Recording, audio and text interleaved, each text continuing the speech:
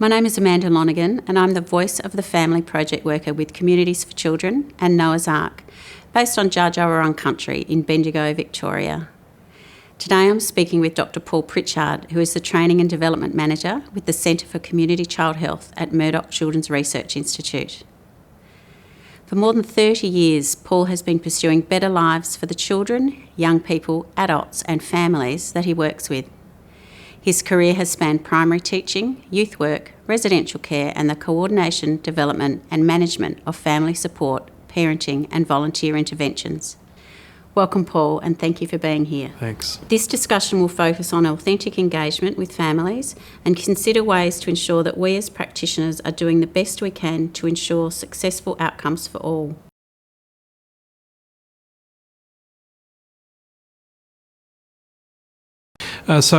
Authentic engagement, in my mind, can be seen and witnessed by families and community members through the service system behaving in a way that enables the voice of families who previously haven't been heard in the design and potentially the delivery of interventions designed for families. We're very good at engaging families who are mobile, articulate, confident, able to access services. And something we need to keep front of mind is, where are the other 20% of families? The ones who in the past we might have viewed as hard to reach, which in itself needs to be challenged a little bit. How might we enter into a relationship with families who do stay away from the service system, whereby they can work alongside people like you and I to be co-authors, co-deliverers, co-designers, co-workers within a reconceptualised service system that ultimately becomes more accessible to the families in the past you and I haven't had the privilege of spending time with. Okay, so let's talk about language. There's a number of things that we do that might be more finely nuanced that actually cluster together to create barriers to families who might in the past have viewed people like you and I through a jaundiced lens, view us with suspicion because of things that have happened potentially over generations to my families. An example is, let's just use the example of hard to reach families. What does this imply? It points the finger of blame at families. It implies a deficit in the family rather than the fact that we as practitioners, as actors within the system of services, find it difficult to engage with them. People like Dr Margie Wally from Pengreen in the UK actually challenge us to think about why is it that we are so hard to access, and why is it that we're happy to perpetuate narratives that disenfranchise further the families that we most need to be engaging effectively with.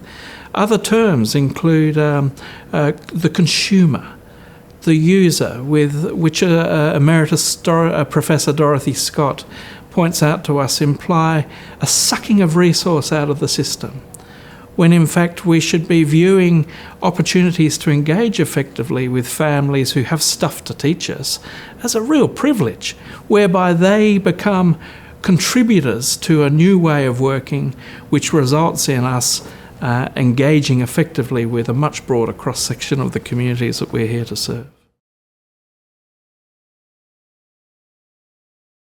So if we think about the way we've traditionally delivered services within a local service system, or more recently we're talking about place-based approaches to working with families, really traditionally the programs, initiatives, interventions that are offered by services within the local place, within the local system, are designed by people like you and I. And who do we design it for? Well, actually, I only know what I know. My wisdom, my practice experience isn't is only limited to what I've experienced in my lifetime. How can I start to understand and imagine what might be necessary within our service system for people whose lives do not represent my own? So if we think about programs and initiatives that are designed to supposedly address the needs of people who aren't like myself, most often they are designed by people whose lives do not represent the group of people that we're most wanting to engage with, access and to support. So it's a no-brainer from my perspective that if we really want to hit the mark, the service system should end up looking quite dramatically different. Let's imagine a reconceptualised service system whereby it's made up of practitioners and workers who truly represent a broad cross-section of the local community. Why?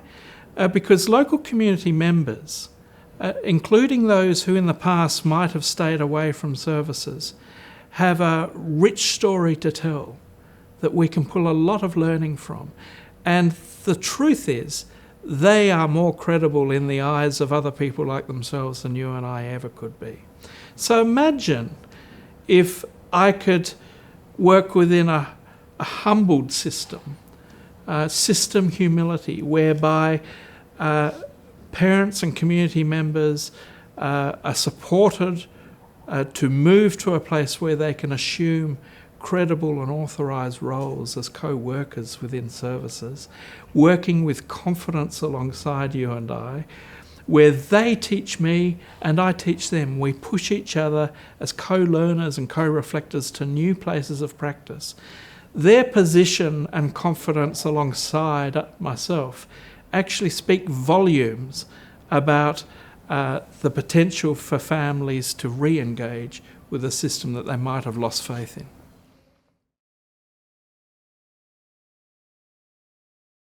So if we want to learn about the effect of our service on the people that we aim to support, there's no use asking people who come every day. We already know what they think. The onus is on us to hear from people who came once or twice and chose not to come back again. They have a profound story to tell. One that is laden with learning for us in regards to what might need to change. The story, the narrative that we end up being on the receiving end of is not a comfortable one to hear. And so it might not be that I'm best placed to be asking those questions. But imagine the potential of community links workers, community engagement workers who truly do live in the local community, who truly are representative of the families that we most need to serve, being the co-investigators, leaning over the fence, asking neighbours about their opinions and perspectives of their experience of trying to engage with early childhood services, the potential contribution of the disengaged family can be profound in regards to what we might need to change. If we think about the barriers that are cluster together to send a message to parents about the value we place on their participation in our service, some of them are very subtle and we might not even be alert to them, but we've touched on one of them already, and that is the language that we use. Another might be the environments that we invite families into. For some families who are feeling like they can't trust professionals, and mistrust is transmitted across generations in families. Families who might feel ashamed about their current situation or parenting experience. It takes a lot of guts to try again. So there's there's things we can do within the service environment that actually soften the re-entry, that casualise and deformalise the service environment. An example might be, can we give parents and community members the opportunity to access a service without having a formal reason to be there? just to loiter, to come in, access to food without having to pay, not an immediate need to register, stripping away reception desks. I'm being quite provocative here, but providing an opportunity for parents to walk into an environment where it's not immediately obvious who is who, but there's just lots of children and there's lots of adults and they all seem to be playing together. And through this notion of being partners in play between parents, practitioners and children, we come to new realisations, new understandings about who is who and how we might support each other in regards to this critically important role of parenting children.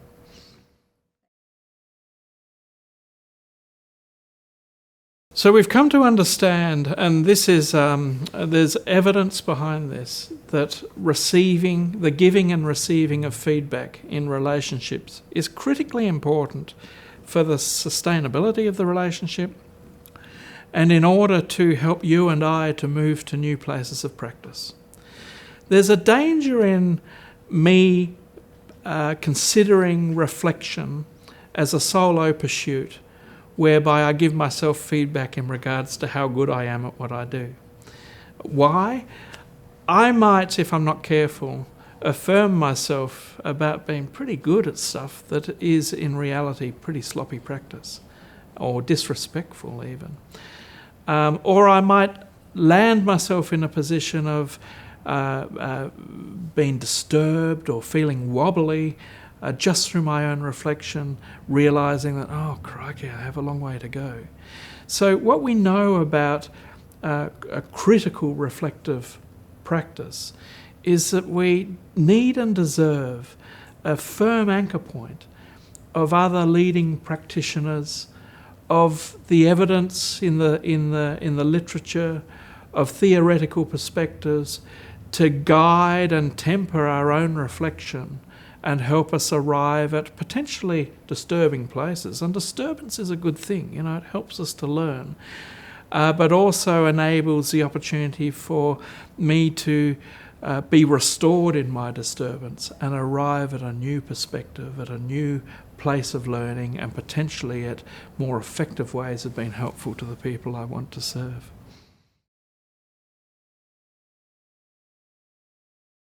Unfortunately, our service world is designed with risk at the front. The risk to the system, the risk to the minister, the risk to the practitioner, the risk to the organisation. And a provocation for us is to step away, even momentarily, from caving in to the temptation of giving way to risk and letting it be our master. We know that children learn best from being able to take risks. And it's probably a long bow to pull, but let's liken it to services. We learn best and adapt our practice when we're prepared to step away from hiding behind risk-averse policies and procedures and dare to innovate, dare to dream what might be different and more helpful for that 20% of families that in the past we have not been engaging effectively.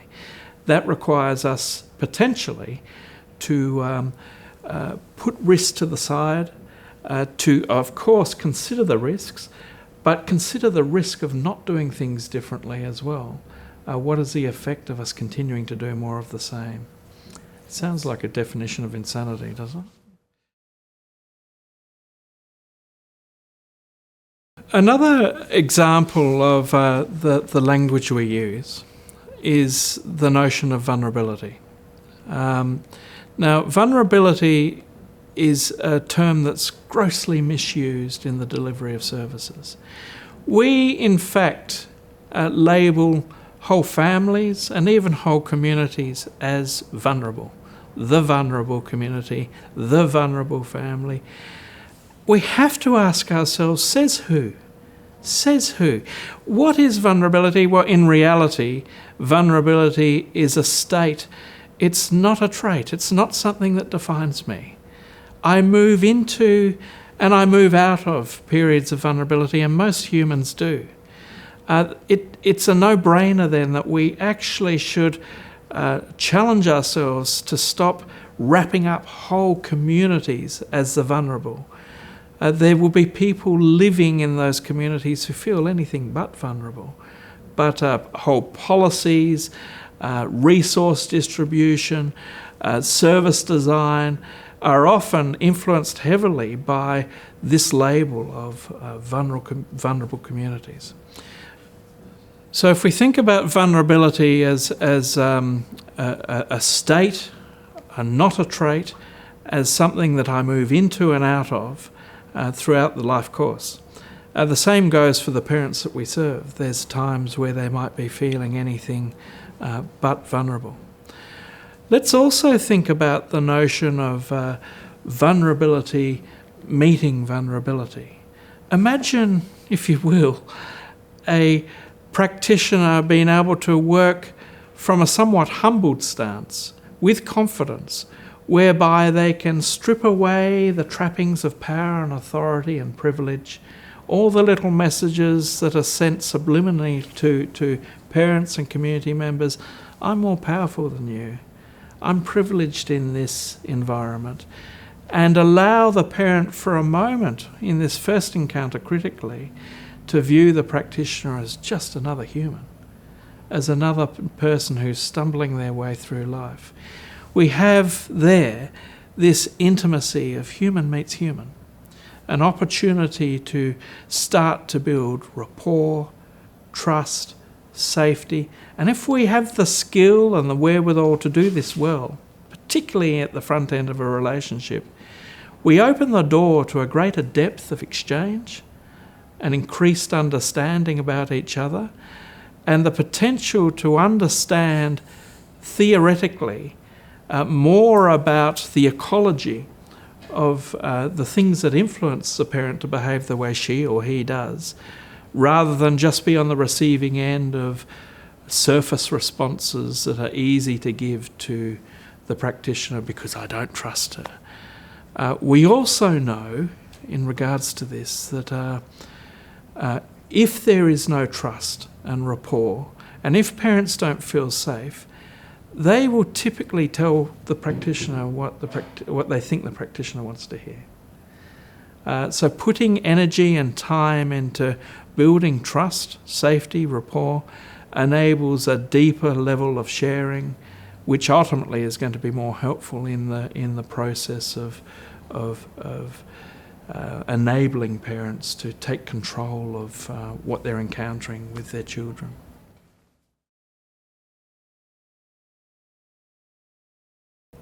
Let's think for a moment about how we might go about engaging the people we most need to hear from. It is disrespectful at best to imagine that I know what people whose lives do not represent mine need and want from the service system. And it's wrong. The ultimate goal in the process of redesigning a service system, of implementing initiatives that meet the needs of the families who in the past have viewed us with suspicion, has to be found in the co-authorship of new ways of working together. Now, I can understand some people thinking, oh yeah, we do that. We consult. I'm not talking about consultation here. We're talking about a way of working that is the antithesis of what we normally see.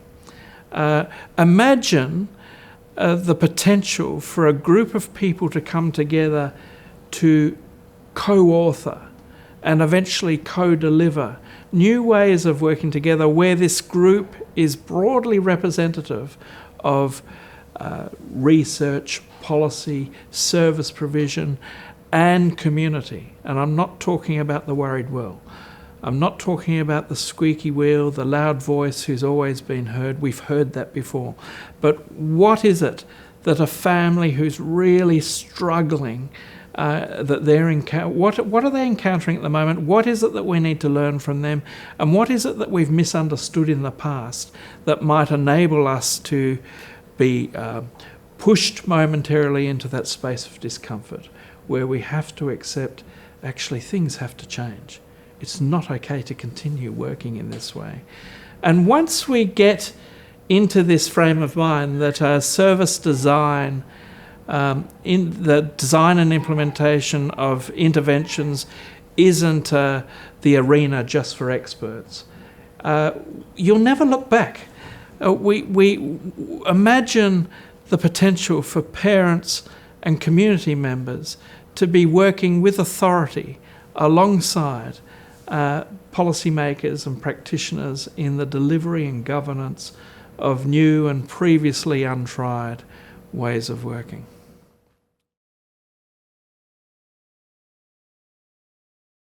Here's a challenge, and it's something that all of us need to consider, and that is, I can believe I'm really good at stuff. I can assure myself that I'm respectful, I'm honest, I'm humble, I'm ready to learn, I have a good swag of expertise, but this is worth zero unless you're on the receiving end of it.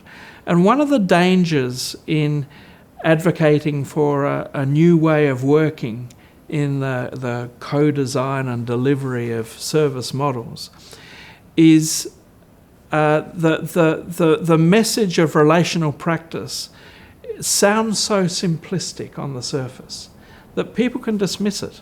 Oh yeah, we're really good at that. When are you going to get to the real stuff? When are you going to actually help us understand stuff that we do need to understand?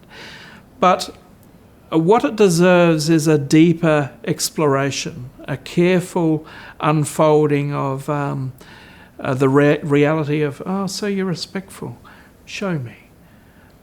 Because it's not always what I'm on the receiving end of. So the implicit question here is, am I in relationships with my colleagues, with parents I serve, with parents who encounter me once, whereby they are authorised to give me feedback? This is a hard place to get to. It requires confidence, competence, a level of self-assuredness, whereby I'm hungry to learn and change, rather than a self-assuredness around, I'm pretty good at what I do. And if you don't think that, well, then you're missing something. So this whole notion of moving to new places of relational practice, of being more accessible to families who in the past we haven't worked well with at all, is simplistic but inherently complex. And we need to be prepared to settle into the chair and think deeply and listen deeply in order to potentially move to new places of practice that I previously haven't thought of, or they haven't occurred to me.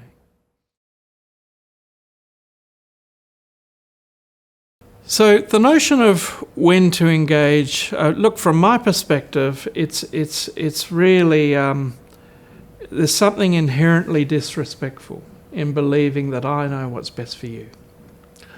If I want to, if you think from a corporate perspective, they've got so much to teach us. If they want to sell a new toy to a particular cohort of children, they do a lot of market research. Now, the same goes for reaching families in community A or B whose needs aren't generic. They're contextually specific.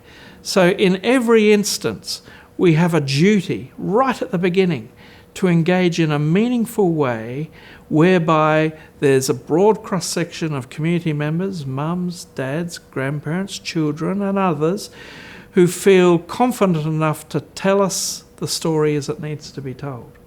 And as I said before, it's not always a comfortable story to hear.